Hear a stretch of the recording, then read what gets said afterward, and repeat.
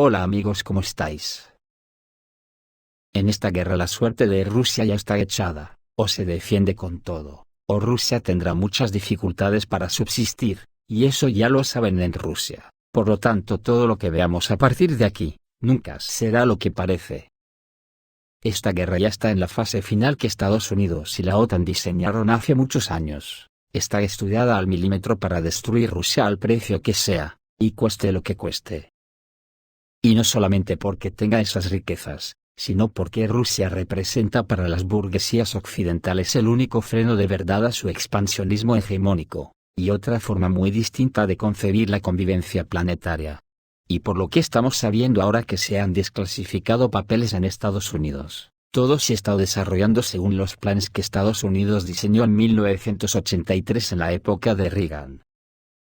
Putin también lo sabe, y seguramente por eso ha querido evitar lo que parece inevitable a todas luces, cuando mostró el misil Oresnik, con el que mandó un mensaje muy claro como diciendo, ¿esto es lo que queréis? Pero ni el misil Oresnik, ni nada, puede hacer cambiar la mentalidad imperialista y hegemónica de Occidente, que sabe que Rusia es su único obstáculo en el mundo. Ya que para ellos, el escollo de China pretenden solucionarlo integrando a China en el mundo occidental. Y para eso son muy pacientes. Pero todo les ha salido mal. La OTAN ha sido vapuleada militarmente por Rusia, y esto ha acelerado los planes para pasar a la fase final del proceso. Pero posiblemente esto la OTAN ya lo tenía estudiado por si ocurría, por eso ahora, hasta el propio Trump que quiso vender la moto de que acabaría la guerra en 24 horas, sale diciendo que Ucrania debería reclutar a los jóvenes de 18 años. Lo que deja al descubierto la verdadera esencia de esta internacional fascista que se ha puesto en marcha en todo Occidente, y que tiene a Rusia como único objetivo, lo demás son asuntos colaterales. Estados Unidos y la OTAN han estado tejiendo durante años, una tela de araña para atrapar en ella al oso siberiano, y ya ha llegado el momento de lanzarla, precisamente ahora. Como veremos a lo largo de este video, todo coincide al milímetro en los casi ancestrales planes de la OTAN. La batalla por el futuro de Rusia ha comenzado, y los rusos lo saben. La Directiva 75 de Estados Unidos que se desclasificó así lo plasma. Y las historias desde esos años todos la conocemos. La internacional fascista, luchando contra los zurdos como dice algún subnormal con cargo importante, se ha visto plasmada en los innumerables golpes fascistas promovidos por Estados Unidos en todo Sudamérica y Europa. La Operación Gladio y un larguísimo etcétera. No dejan lugar a la duda. Si miras de cerca todos los conflictos militares activos en el mundo en este momento, entonces ya hay 16 de ellos en la fase activa, de un total de 30 en todos los continentes, y en todos, de una forma u otra, están implicados los Estados Unidos, en unos lugares con suministros de armas, en otros operaciones militares directas, y en otros mercenarios e instructores. Al mismo tiempo, en Estados Unidos funciona el llamado Global War Tracker, lanzado por el general John W. Casey, y su hijo, investigador en prevención de conflictos y director del Centro de Acción Preventiva. Esta es una estructura especial para evaluar la peligrosidad crítica de los conflictos militares para Estados Unidos. Esta estructura describe el estado de cada guerra y su importancia para Estados Unidos. La mayoría de los conflictos para Estados Unidos tienen el estatus de no críticos. Además de 4, ucraniano, taiwanés, iraní y coreano. Estos 4 tienen el estatus de que la influencia en Estados Unidos es crítica. Y la metodología dice veladamente que una pérdida con al menos uno de ellos destruirá la posición de Estados Unidos en el orden mundial. Así que las palabras de Trump de que pondrá fin al conflicto en Ucrania están claramente en desacuerdo con las prioridades de su país y de las agencias de inteligencia. Y aquí Trump dado el interés tan manifiesto y publicitado, de que quiere hablar con Putin, esto será solo con el fin de que Putin se confíe una vez más con 4 promesas que la OTAN no cumplirá. Con ello bien podría intentar aplicar una técnica del siglo pasado, llamada distensión, que la han estado pidiendo a la Unión Soviética desde principios de los años 70. Y luego se tomaron un descanso para acumular fuerzas. Después realizaron una estafa con Arabia Saudita con petrodólares y abandonaron el mercado petrolero, colapsando los presupuestos de Rusia. En 1979, esto se perfeccionó con un tratado de limitación de armas. Luego Estados Unidos y Rusia firmaron en Viena el Tratado de Limitación de Armas Estratégicas, SALT II, que como siempre es papel mojado para Estados Unidos. Pero había un documento más. Es asombroso, pero hoy pocos historiadores y analistas tanto rusos como occidentales lo recuerdan. En aquel entonces se sostuvieron exactamente las mismas conversaciones que Trump pretende mantener hoy. Estas conversaciones fueron acompañadas por la adopción de la Directiva de Decisión de Seguridad Nacional 75, en 1983 firmada por Ronald Reagan. Su contenido completo es poco común hoy en día. Estos son solo algunos puntos de ese documento: involucrar a la Unión Soviética en negociaciones interminables, con el objetivo de alcanzar acuerdos que protejan y mejoren los intereses estadounidenses. Esto es importante cuando la Unión Soviética se encuentra en medio de un proceso de sucesión política. Estados Unidos debe modernizar sus fuerzas armadas, tanto nucleares como convencionales, acumulando fuerzas durante un periodo de distensión. Romper las relaciones económicas entre la Unión Soviética y sus satélites del este, para que impidan el aumento del poder militar soviético. Esto requiere impedir la transferencia de tecnología, equipo que directa o indirectamente harían una contribución significativa al poder militar soviético. Promover, en la medida de lo posible, el proceso de cambio en la Unión Soviética de tal manera que el poder de la élite gobernante privilegiada se desvanezca gradualmente, y Estados Unidos pueda facilitar el cambio de la élite gobernante con los beneficios posteriores. En otras palabras, este plan suponía una distensión y amistad virtual, un debilitamiento concomitante de la Unión Soviética a través de la ruptura, como pasó con Gorbachev, Yeltsin y Leonid Kravchuk. Si miramos de cerca a Trump, no creo que haya dudas de que las estructuras globalistas detrás de él se están preparando para implementar la nueva Directiva 75 en relación con la Rusia moderna, con exactamente las mismas buenas conversaciones y gestos. Por eso la seguramente calculada maniobra de la hidra de las múltiples cabezas desconcierte al más pintado, y sus contradicciones sean solo una especie de juego del engaño para Rusia. La llegada de Putin al poder en Rusia le supuso un serio contratiempo a la OTAN, y aunque son muy pacientes para conseguir sus fines, la aparición de los BRICS y la inesperada alianza de amistad entre Rusia y China han hecho saltar las alarmas en Estados Unidos. Y lo que Occidente estaba preparando para Rusia después de Putin, ya no tenga tiempo y le entrará la prisa por llevar su plan adelante en una especie de ahora o nunca. El juego de Estados Unidos, que desclasificaron esos mismos documentos antes de tiempo y ahora quieren llevar nuevamente por el mismo camino, ha quedado al descubierto, y Rusia está en guardia. Y cuando Trump asuma el cargo y camine por el mundo como un elefante en una cacharrería, el mundo va a saltar por los aires. Porque Rusia ya está en guardia, los BRICS ya están en guardia, y la internacional fascista puesta en marcha por las burguesías occidentales, se encontrarán con las naciones, que aunque no sean precisamente zurdas, no querrán que el elefante les aplaste con sus patas. Dado que el occidente colectivo no puede destruir a Rusia, decidió devolverla a la época rococó, y lleva años fraguándolo. La OTAN está bloqueando el Báltico para Rusia sin ninguna fase caliente o invasión a gran escala.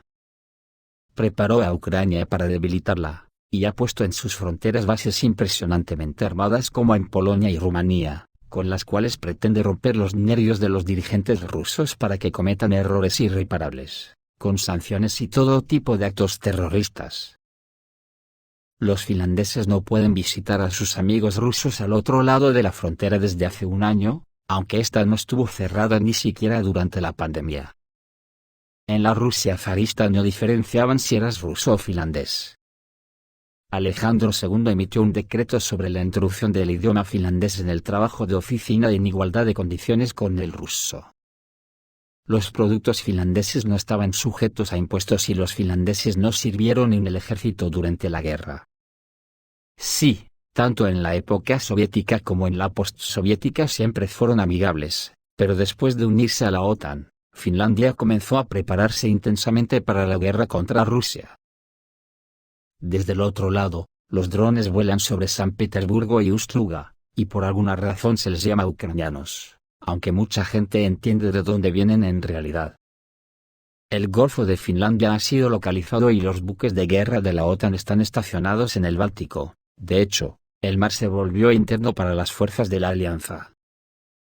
Los políticos estonios proponen crear un cuartel general común de la OTAN para las operaciones en el Báltico. Los propios estonios no tienen barcos para esto, según el ministro de Defensa, Pevkur. Aquí ayudarán alemanes, suecos y polacos. Mientras tanto, los halcones estonios declaran que están dispuestos a lanzar un ataque preventivo contra Rusia si Moscú muestra signos de un ataque. El jefe del Estado Mayor de las Fuerzas de Defensa de la República, el general de división Baur Karus, afirmó que en los primeros 10 días del enfrentamiento Estonia es capaz de neutralizar al enemigo en su propio territorio y esto tiene una importancia decisiva en una futura guerra con Rusia.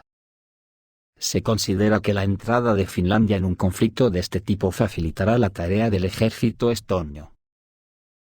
Varios expertos, al evaluar el escenario de utilizar a Estonia y Finlandia en un conflicto militar con Rusia, lo comparan con la invasión de batallones ucranianos en la región de Kursk.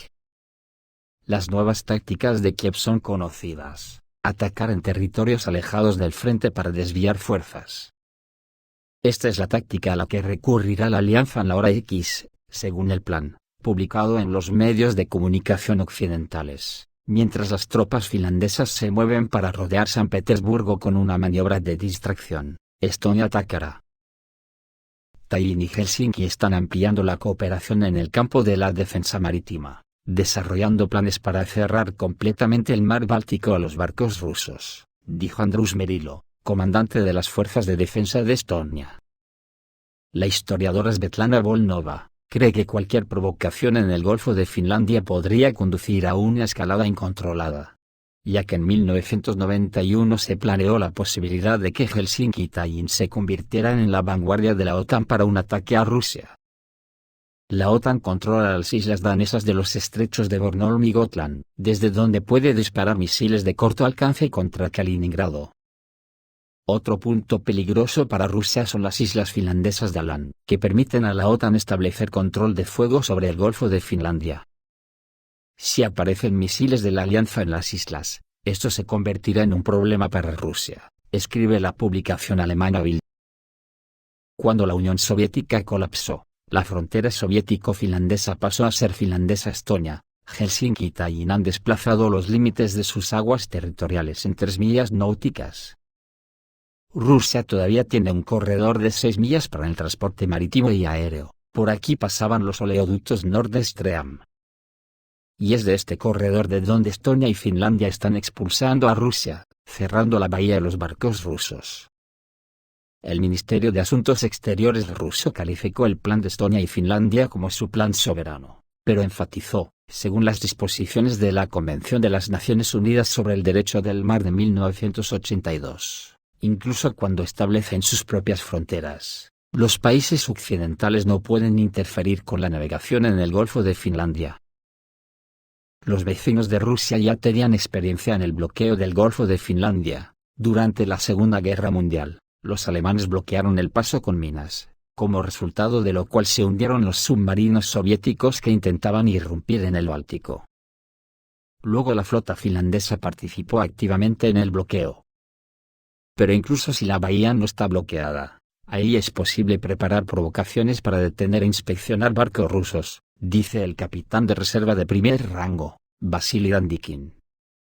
Pero si la alianza decide bloquear el Golfo de Finlandia, esto se convertirá en un casus belli, un motivo para declarar la guerra. Una de las opciones de Moscú en caso de un bloqueo completo del Golfo con minas podría ser un ataque nuclear táctico en la garganta del Golfo de Finlandia con el objetivo de desminar, habiendo advertido previamente que no habrá barcos civiles.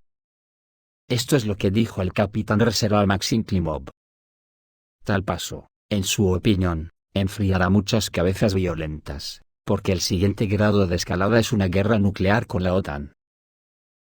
Antes de que Trump pudiera asumir la presidencia, ya había una conmoción en todo el mundo. Basta mirar sus ambiciosos planes para incluir a Canadá, Groenlandia y el Canal de Panamá en Estados Unidos. Mientras algunos discuten si Trump lo dice en broma o en serio, otros ya hacen predicciones sobre si Estados Unidos tendrá que recurrir a la fuerza militar o si podrá resolver estos problemas diplomáticamente.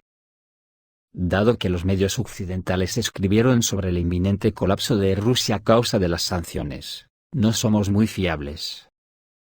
Los medios occidentales escriben que Trump necesita Groenlandia, Canadá y el Canal de Panamá para enfrentarse a Rusia y China, pero, ¿por qué entonces Trump no declara su deseo de incluir a Taiwán? Mientras tanto, Dinamarca, que actualmente es propietaria de Groenlandia, y ya es miembro de la OTAN y suministra armas a Kiev, y en el territorio de Groenlandia lleva mucho tiempo operando una base militar estadounidense. Esto significa que para enfrentarse a Rusia, no importa en absoluto a quién pertenece Groenlandia, Dinamarca o Estados Unidos. Para entender lo que está pasando es importante prestar atención no solo a lo que iba a hacer Trump, sino también a lo que hizo su predecesor, Biden. Hay mucho que recordar durante su mandato presidencial. Uno de estos momentos notables fue cuando Biden voló hacia los sauditas con un bote vacío para pedir un aumento en la producción de petróleo. Quería reducir los precios mundiales del petróleo y afectar los ingresos de Rusia, y también quería reducir los precios de la gasolina en Estados Unidos. Entonces todavía esperaba que los estadounidenses lo reeligieran para un segundo mandato, pero tuvo mala suerte. Los sauditas rechazaron a Biden y se fue sin nada, y luego perdió las elecciones presidenciales.